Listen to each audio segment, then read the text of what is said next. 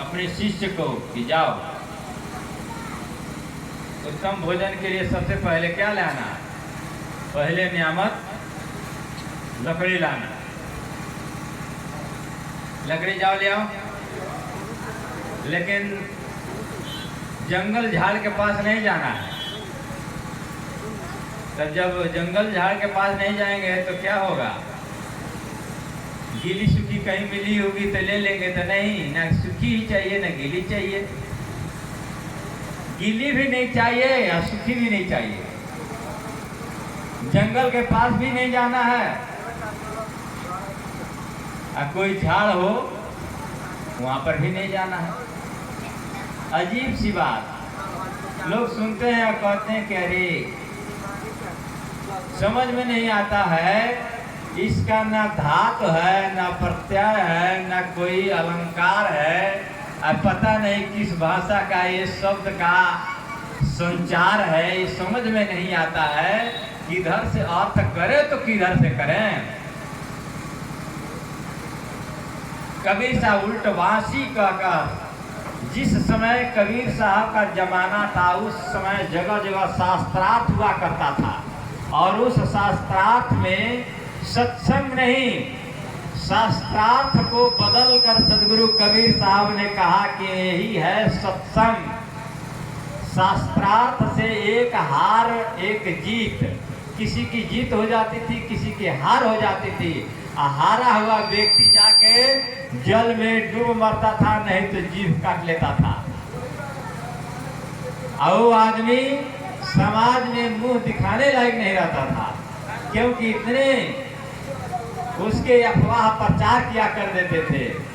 इसीलिए पहले नियामत लकड़ी का तात्पर्य है लकड़ी लाना और गांठ बांध के लाना। तो सबसे पहले तेज करने वाला एक क्या है? वैराग्य। क्योंकि जब उसको जलाते हैं तो अग्नि से उष्णता मिलती है, और उष्णता से सारी लकड़ियां जल जाती है। तो ये वैराग्य ही सबसे उत्तम है। श्री विशाल देव ने कहा, सदगुरु विशाल देव ने, वैरागवान के संग बिना होए नहीं वैराग, संगत हूँ फल ना मिले बिन साचे मन लाग। कि वैरागवान के संग बिना होए नहीं वैराग।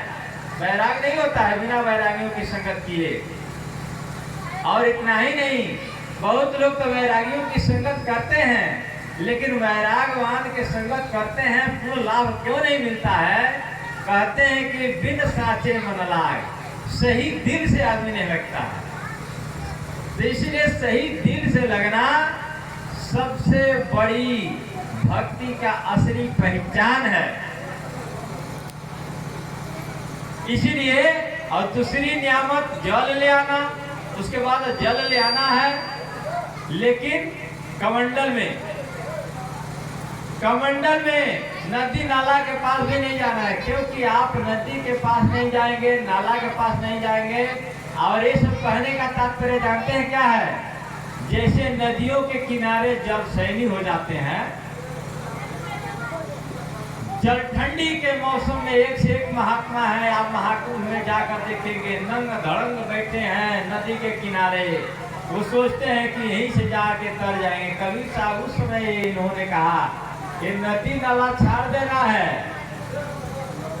कुआं बावली के पास भी नहीं जाना है, लेकिन तृप्ति संतुष्टि चाहिए ना। तो संतुष्टि, जिस ज्ञान से आपको संतुष्टि हो, वो बाहर के पानी से या नदी नाला से एक कभी नहीं होगा।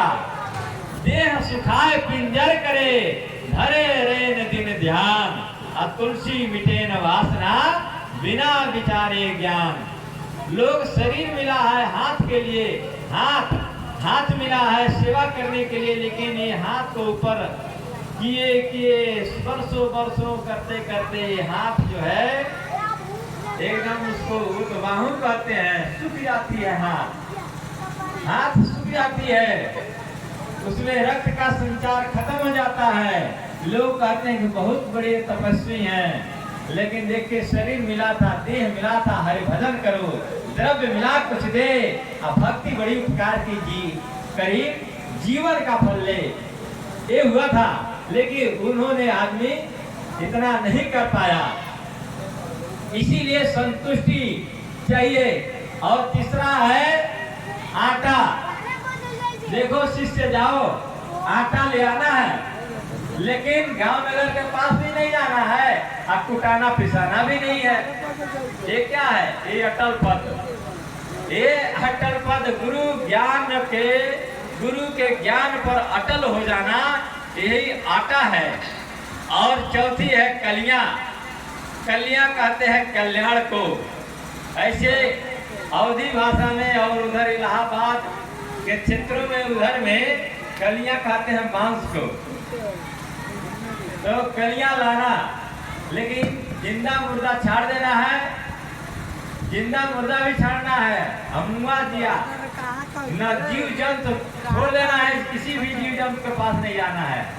और ये किसी जीव जंतु से संबंधित नहीं है, जो कुछ भी उनका ज्ञान है ये जीव से संबंधित नहीं, बल्कि आत्मा से संबंधित। और आत्मा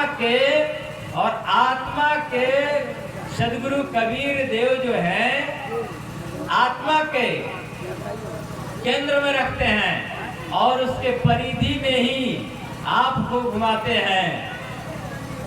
आत्मा से परिधि की ओर संसार के लोग चलते हैं, लेकिन केंद्र से जैसे परिधि होती है, लेकिन इन्होंने सदगुरु कबीर साहब ने कहा परिधि की छोड़कर परिधि से केंद्र की ओर चलो।